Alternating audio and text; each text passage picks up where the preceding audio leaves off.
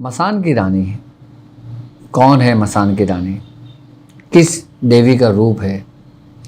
और मसान की रानी को आमिलीन कैसे जगाते हैं और फिर इसका इस्तेमाल कब, कहाँ और कैसे करते हैं? मसान की रानी को खून की रानी भी कहा जाता है। इसको खून बहुत पसंद है और हिंदुस्तान में मसान की रानी का जो ज़ोर शुरू से चला आ रहा है और आज तक मसान की रानी के ज़ेर आसेब, ज़ेर असर वो कौन कौन सी जगहें हैं कि जहाँ पे ये अपना मस्कन बनाती है, और वो आमिलीन कहाँ होते हैं और किस तरह मसान की रानी की हाज़िरी करते हैं, हम बताएंगे आपको कि रुजत क्या होती है, रुजत की अलामतें क्या हैं और रुजत किन किन तरीक़ों पे होती है और रुजत से इंसान को क्या नुकसान होता है और रुजत से बचने के लिए हमें क्या करना चाहिए, और जो लोग रुजत का शिकार हो चुके हैं वो कैसे अपने आप को रुजत से निकालें। क्या इसके लिए किसी उस्ताद की ज़रूरत हमें पड़ती है? क्या हमें रुजत से निकलने के लिए किसी मुर्शिद की रहनुमाई की ज़रूरत पड़ती है? हम बताएंगे आपको रुजत क्या है। बिस्मिल्लाहिर्रहमानिर्रहीम। अस्सलामु अलैकुम वरहमतुल्लाहि वबरकातुहू। मैं अपने नए आने वाले मुअज़्ज़िज़ मेंबरान को और अपने साथ जो लोग मेरे साथ रूहानी सफ़र में शामिल हैं उन सब को अपने घर में खुशामदीद कहता हूँ और उम्मीद करता हूँ कि आप तमाम लोग खैरियत से होंगे। यकीनन मुझे आप लोगों को इंतज़ार करवाना पड़ा। आप लोगों ने बहुत बेचैनी के साथ, बेसब्री के साथ मेरी वीडियोस का इंतज़ार किया और इंतज़ार करते हैं, और आप लोगों का बहुत बहुत शुक्रिया अदा मैं करता हूँ कि आप लोग इतना इंतज़ार करते हैं मेरी वीडियोस का कि मेरे कमेंट्स में बार बार मुझे कहते हैं कि नई वीडियो कब आएगी, नई वीडियो कब आएगी। आप लोग चाहते हैं कि आप लोग मुझे सुनते रहें और मैं सुनाता रहूं, लेकिन बात वक्त की भी होती है। अब जाहिर सी बात है, कुछ ड्यूटियां जो मेरे ज़िम्मे मेरे बुज़ुर्गों ने लगाई हैं मैं उसको लेकर भी साथ साथ चलता हूं। मेरे मामलात भी होते हैं और फिर आप लोगों के भी मामलात होते हैं। जाहिर सी बात है कि आपके मसाइल और उनके हल के लिए भी मैं मौजूद होता हूँ। आप लोग जो परेशान होते हैं और जो लोग मुझसे रुजू करते हैं उनके भी इलाज व मुआलजे के मामलात होते हैं। मेरा अपना भी क्लिनिक होता है। अब क्लिनिक की टाइमिंग जाहिर सी बात है मैं 2 टाइम क्लिनिक पे भी अपने देता हूँ मरीज़ों को, और उसके बाद फिर आप लोग भी मुझसे कांटेक्ट में रहते हैं और मैं आप लोगों से भी जुड़ा रहता हूँ। तो वक्त की किल्लत की वजह से, वक्त की कमी की वजह से मुझे टाइम नहीं मिल पाता। फिर भी मैंने स्पेशली आप लोगों के लिए वक्त निकाला और मैंने सोचा कि अब मैं मैथोलॉजी पे आप लोगों के लिए कुछ ख़ास लेकर आऊँ। ज़ाहिर सी बात है मेरा कंटेंट जो है और जो मेरी वीडियोस हैं वो सबसे यूनिक हैं। मेरी नॉलेज दी हुई आपको, मेरी बताई हुई बातें आपको पूरे YouTube पे कहीं नहीं मिलेंगी और आपको वो बातें किताबों में भी नहीं मिलेंगी। हाँ, अलबत्ता लोग मुझे ज़रूर फॉलो करें और मेरा कंटेंट लें, मेरी तरफ से इजाज़त है, लेकिन इसकी हकीकत को पहले वो लोग समझ लें, क्योंकि जो चीज़ हम बयान करते हैं उसको हमारे लिए समझना बहुत ज़रूरी होता है। हम जिस रास्ते पे चलते हैं ना, उस रास्ते पे चलने के लिए हमें उस रास्ते को जानना बहुत ज़रूरी होता है। और अल्हम्दुलिल्लाह मियाँ हुजूर के साथ मैं 98 से इस सफ़र में शामिल हुआ। यानी कि जब मेरी उम्र 17 बरस की थी मैंने उस वक़्त राह सुलूक में कदम रखा, जब मैं 17 साल का था। मियाँ हुजूर की ज़ेरे ही निगरानी, मियाँ हुजूर के ज़ेरे ही सरपरस्ती मैंने फर्स्ट स्टेप अपना पहला कदम 98 में उठाया और 2006 तक जब मियाँ हुजूर ने मेरी एक मंजिल कंप्लीट हुई, यानी कि 98 से लेकर 2005 तक या 6 तक, मुझे अब याद नहीं रहा, लेकिन 2005 तक की बात है शायद। 2005 में फिर मियाँ हुजूर ने जो मेरे साथ वो मामलात थे जो मैंने अकेले कमरे में किए اکیلے گھر میں کہ یہاں تک کہ ہمیں گھر میں جانے کی بھی اجازت نہیں ہوتی تھی. لوگ تو اب اس فیلڈ میں آئیں اور الحمدللہ میں تو شادی سے پہلے جو میری کھیلنے کودنے کے دن تھی میاں حضور نے مجھے اپنے گھر سے الگ کر دیا تھا. یہاں تک کہ میں نہ گھر میں کھاتا تھا نہ پیتا تھا, کچھ نہیں, صرف کارخانے میں رہا کرتا تھا. وہاں میاں حضور نے جو تعلیمات مجھے دی ہوئی تھیں, میں اس عملیات کی دنیا میں غوطہ زن تھا. وہیں معاملات تھے میرے, باقاعدہ حاضر چیزیں ہوا کرتی تھی, سب کچھ رکھا کرتے تھے. کہ جب ہماری شادی 2005-2006 میں ہوئی تھی, اس وقت پھر میاں حضور نے مجھے بلا کر مجھ سے کہا تھا کہ اب تم یہ حاضریوں کے جو عمل ہیں, جن چیزوں کو تم نے اپنے پاس بنفس و نفیس رکھا ہوا ہے, جو تم لوگوں کو تماشے دکھاتے پھرتے ہو, اس کو بند کر دو, اس کو ختم کر دو. اب وقت ہو چکا ہے کہ تم سلسلے کے ذکر و اذکار کی طرف آؤ. تو بس وہ وقت تھا کہ ہم نے سلسلے کو, اس چیپٹر کو کلوز کیا, اور کلوز کرنے کے بعد 2005 میں پھر ہم سلسلے کے ذکر و اذکار کی طرف آئے. پھر میاں حضور نے ہمیں خاندان قادریہ کے ذکر غوثی عطا فرمایا, مراقبہ غوثی عطا فرمایا, اور پھر تمام سلاسل کے ذکروں کی اجازت دی. اور پھر میاں حضور نے ذکر و اذکار کی تربیت دی, اور پھر تقریباً سالوں میں پھر وہ ذکر ریاضت کروائی, محنت کروائی, اور الحمدللہ پھر وہ سلاسل کا جو فیض چلتا رہا وہ آج تک رہا. بس مجھے افسوس اس بات پہ بھی ہوتا ہے کہ میں آپ لوگوں سے بہت لیٹ ملا, اور یہ سلسلہ میں نے بہت لیٹ شروع کیا. میں سمجھتا ہوں یہ سارا کریڈٹ یہ طاہر ندیم قادری صاحب اور میرے ساتھ جو نویر اور سمیر ہیں ان کو جاتا ہے, کہ ان کی بضد کی وجہ سے پھر میں نے یہ ویڈیو بنا کر اور پھر لوگوں میں اپلوڈ کرنا شروع کری, اور اس کا فیض پھر دنیا بھر میں پھیلنے لگا. جب میری پہلی ویڈیو آئی میاں حضور بہت خوش ہوئے, تو میاں حضور نے پھر مجھے اس چیز کی باقاعدہ طور پہ اجازت دی, اور کہا کہ تم اب وہ سلاسل کے ہمارے اسباق جو ہیں, جن کا تعلق علم العادات سے ہے, جن کا تعلق میتھولوجی سے ہے, جن کا تعلق عملیات کی دنیا سے ہے, جن کا تعلق ہمارے سلسلوں کے ذکر و اذکار سے ہے, اب تم وہ لوگوں میں آہستہ آہستہ رائج کرو اور لوگوں کی اس طریقے سے تربیت کرنا شروع کرو. جب میاں حضور کا یہ فرمانا تھا تو ظاہر سی بات ہے پھر بوجھ اور بڑھ گیا. پھر ذمہ داری کے ساتھ میں نے آپ لوگوں کے لیے باقاعدہ طور پہ کلاسز کا آغاز کیا. پھر میں نے کلاسز لینا شروع کی, اور جو امید کرتا ہوں آپ لوگوں کو بہت زیادہ پسند آئیں. تو انشاءاللہ تعالی ہم اپنے پروگرام کا آغاز کرتے ہیں. یہ سب کچھ آپ کو بتانے کا مقصد یہ تھا کہ اس راستے میں وہی یہ چیزیں بتائے جو اس چیز کے راستے سے گزر چکا ہو. مسان کی رانی کے بارے میں کہا جاتا ہے کہ یہ کالی دیوی کا ایک روپ ہے, اور یہ کالی دیوی کا وہ روپ ہے جب وہ اپنے قہر میں آتی ہے, غصے میں آتی ہے, اپنے جنون کی کیفیت میں آتی ہے, تب یہ اپنا وہ روپ دھارتی ہے. لیکن مسان کی رانی کا لوگوں نے نام تو سنا ہے لیکن لوگ اس سے واقف نہیں ہیں. میں آپ کو بتاتا ہوں کہ مسان کی رانی کی اصل حقیقت ہے کیا, اور مسان کی رانی کا عمل کہاں کیا جاتا ہے. آپ نے دیکھا ہوگا اکثر کہ جہاں پہ مسان بنے ہوئے ہوتے ہیں, جہاں پہ لوگوں کی چتائیں جلائی جاتی ہیں, وہاں کا جو ارد گرد کا ایریا ہوتا ہے, یعنی کہ 40 قدم آپ کے دائیں, 40 قدم آپ کے بائیں, 40 قدم آپ کے آگے, 40 قدم آپ کے پیچھے, بیچ کے اندر ہوتا ہے مسان. اچھا, جب کوئی عاملین حضرات جب کوئی مسان کی رانی کو جگانے کے لیے چاہتا ہے تو سب سے پہلے وہ اس عامل کا مرنے کا انتظار کرتا ہے جو باقاعدہ گرو ہوتا ہے ان کا, جو یہ جادو جانتا ہے, جو یہ کام کرتا ہے.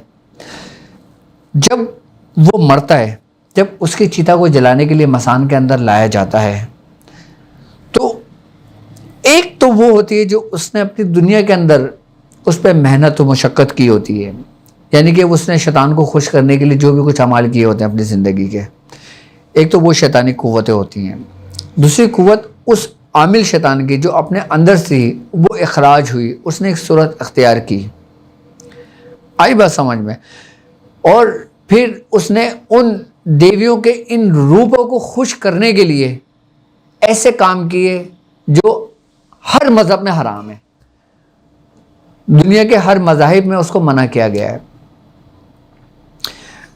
اچھا، جب وہ جادوگر مرتا ہے نا، پھر اس کے بعد جب اس کی چتا کو جلایا جاتا ہے، پھر وہ جو عامل ہوتا ہے، پھر وہ جب مسان کی رانی کو حاضر کرتا ہے تو وہ 40 قدم سے وہ عمل پڑھنا شروع کرتا ہے۔ کون سا؟ مسان کی رانی کا۔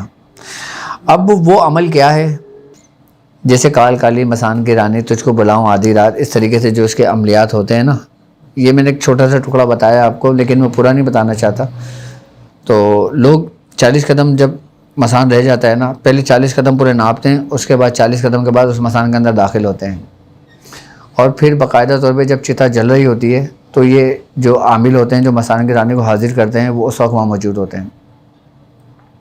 جب وہ پوری چتا جل جاتی ہے، چتا جلنے کے بعد جب وہ جگہ صاف ہو جاتی ہے، چتا جب پوری مکمل ہو جاتی ہے، اس کے بعد جب اس کی تپش تھوڑی بہت رہتی ہے، جب لوگ وہاں سے چلے جاتے ہیں، تو اس کے بعد پھر وہ وہاں پہ اس چتا کے قریب جا کر اس کی راکھ کو اٹھا کر اس کی راکھ کو جمع کرتا ہے، اور پھر کچی مٹی لیتا ہے، جو چکنی مٹی ہوتی ہے نا، پھر چکنی مٹی سے جو وہ پتلا بناتا ہے۔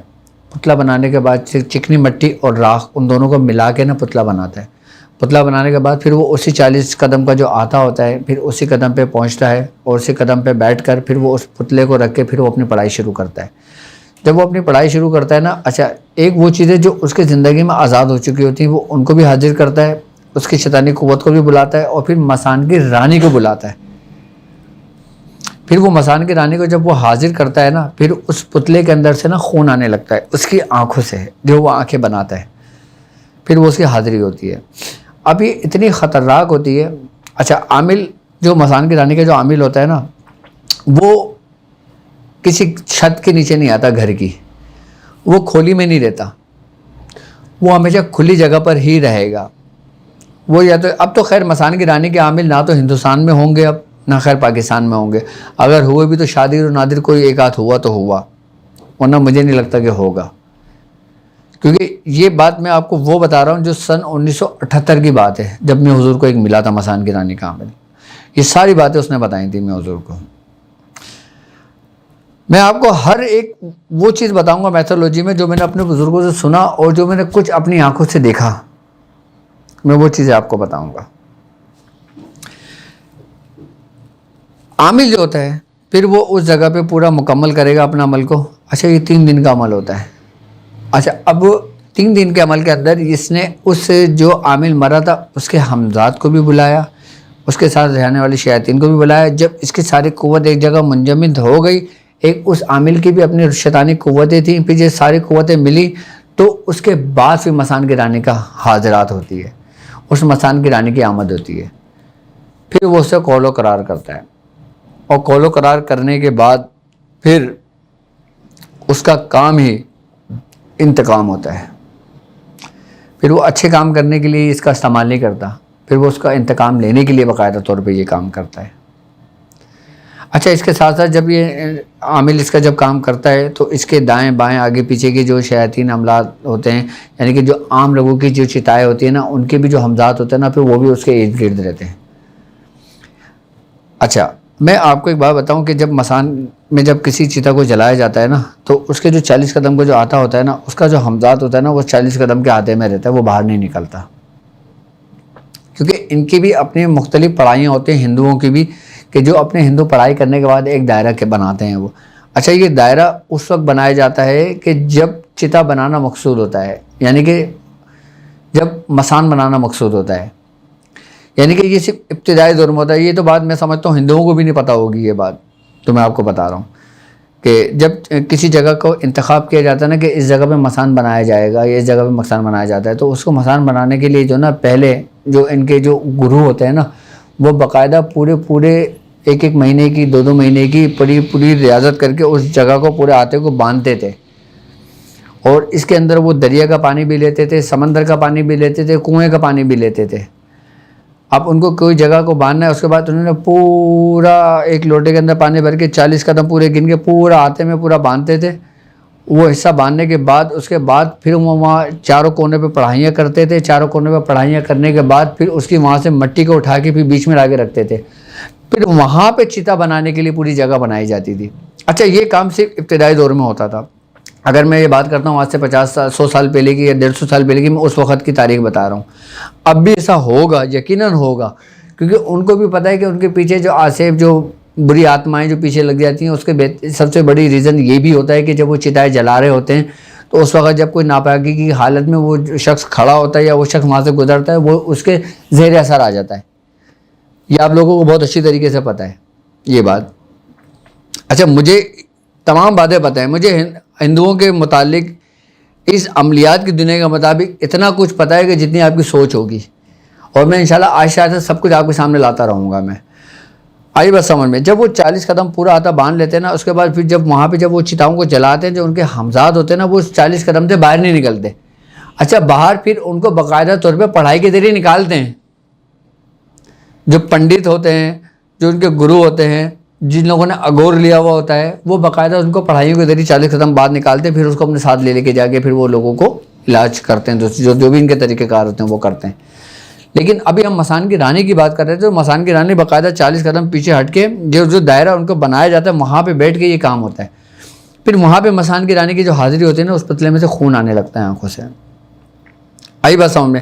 اچھا، وہ جو مسان کی رانی کی جب حاضری ہوتی ہے نا، وہ اس پتلے کے اندر باقاعدہ طور پہ حرکت شروع ہو جاتی ہے، کیونکہ شیطان اس کے اندر داخل ہو جاتا ہے.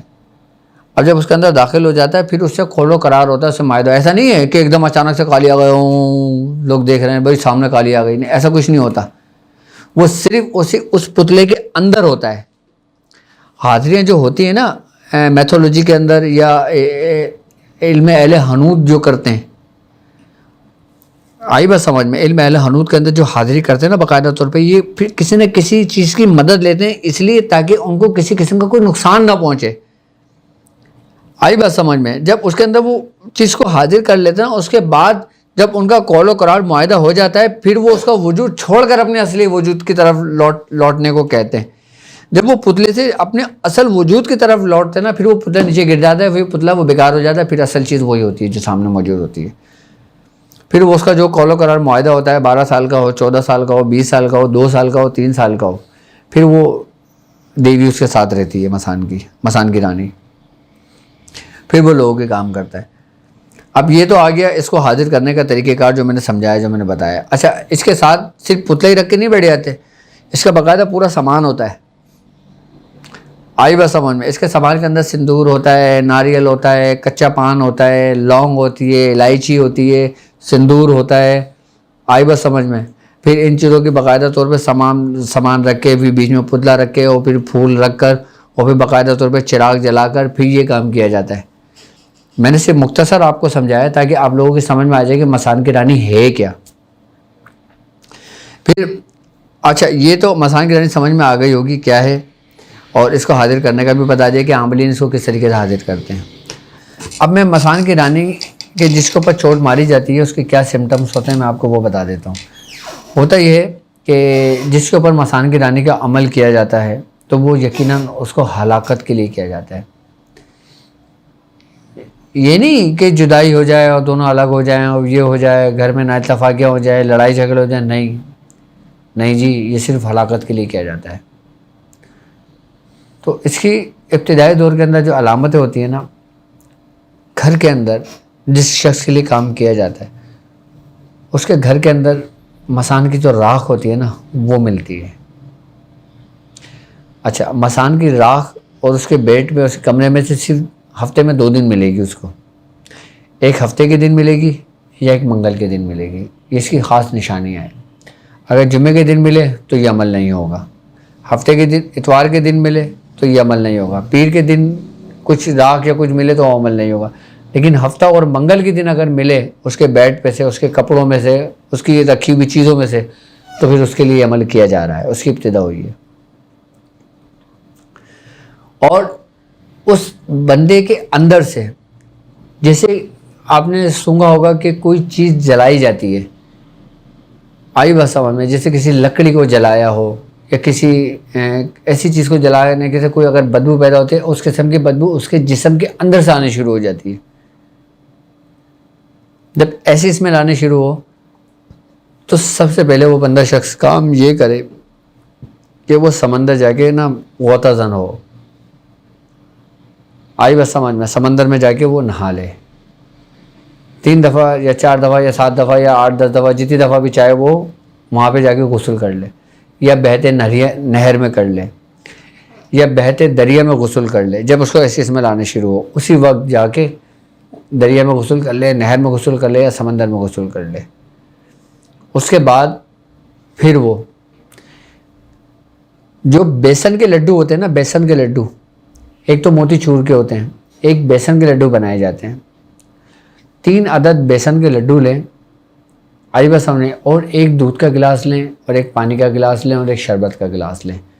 یہ 4 چیزیں رکھیں، اور یہ 4 چیزیں رکھنے کے بعد تقریباً 360 مرتبہ، کیا 360 مرتبہ سورہ قریش پڑھیں، اس پہ دم کر لیں. دم کرنے کے بعد ہمارے سلاسل کے ایک بزرگ ہیں حضرت شیخ عبدالرزاق بانسوی رحمۃ اللہ علیہ، ان کی فاتحہ دیں اور ان کو اس کا اصال کریں.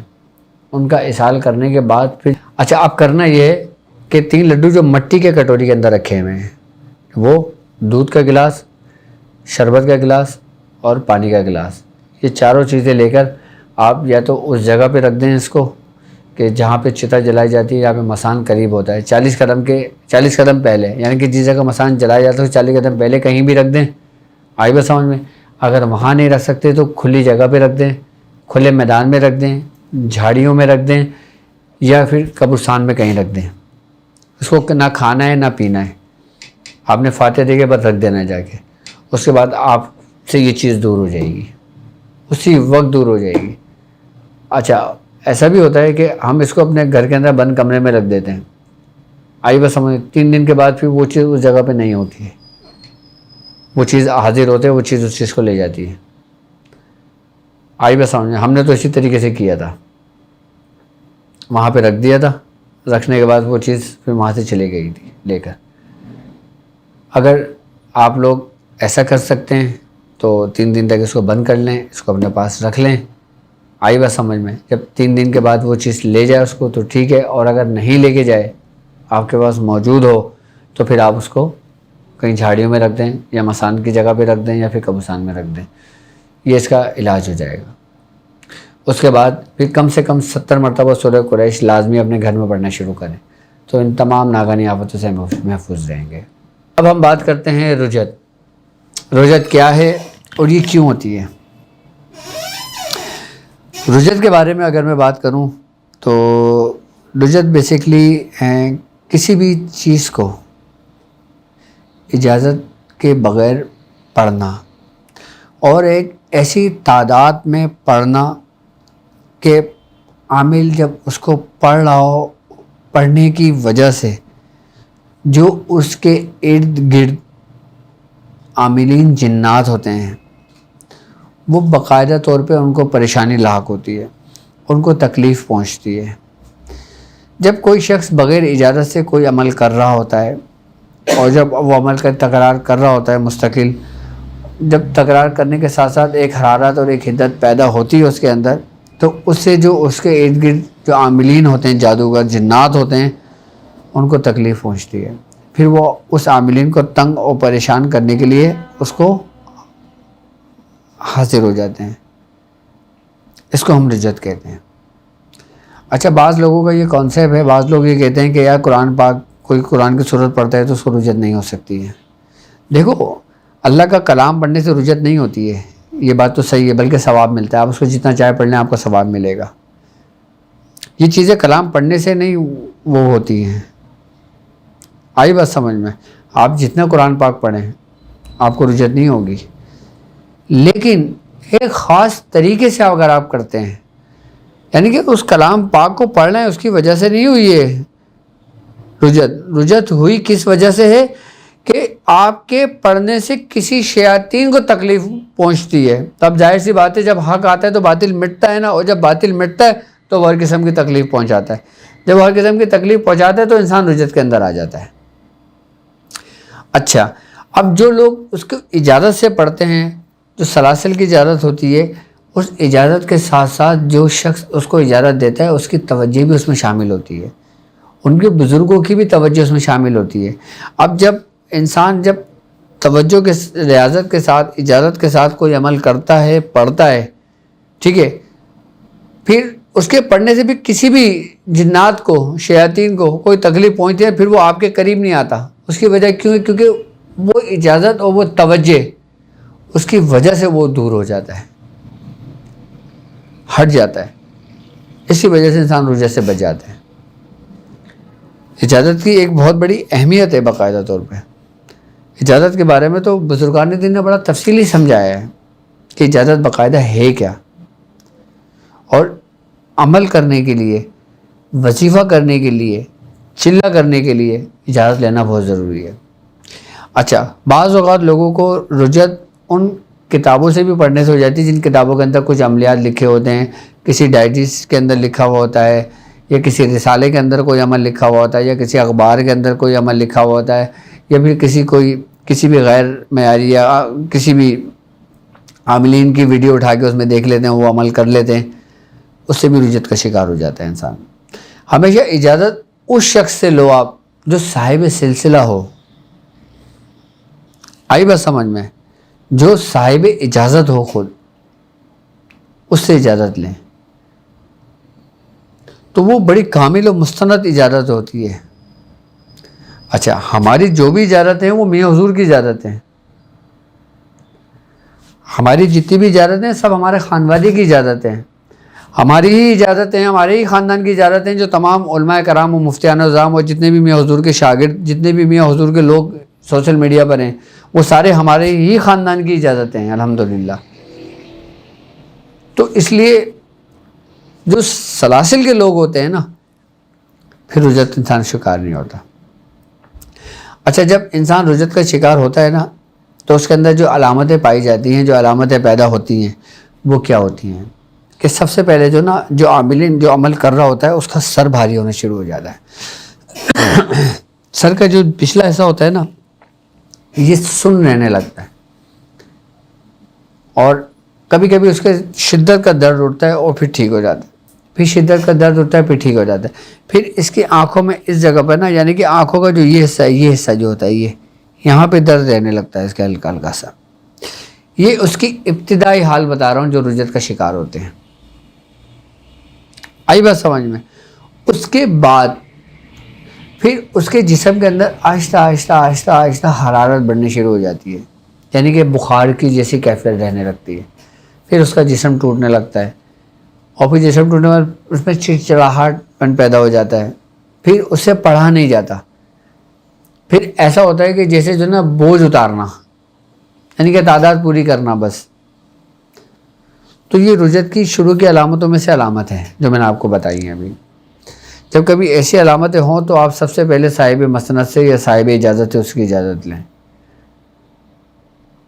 آئی بس سمجھ میں؟ اچھا، رجت کو دور کرنے کے لیے جو لوگ رجت کا شکار ہو چکے ہیں ان کے لیے سورہ قریش لاجواب ہے. سورہ قریش سے بہتر میں نے رجت کے معاملے میں اس کو ختم کرنے کے لیے میرا تجربہ جو میں نے کوئی کسی اور صورت کو نہیں پایا نہ دیکھا.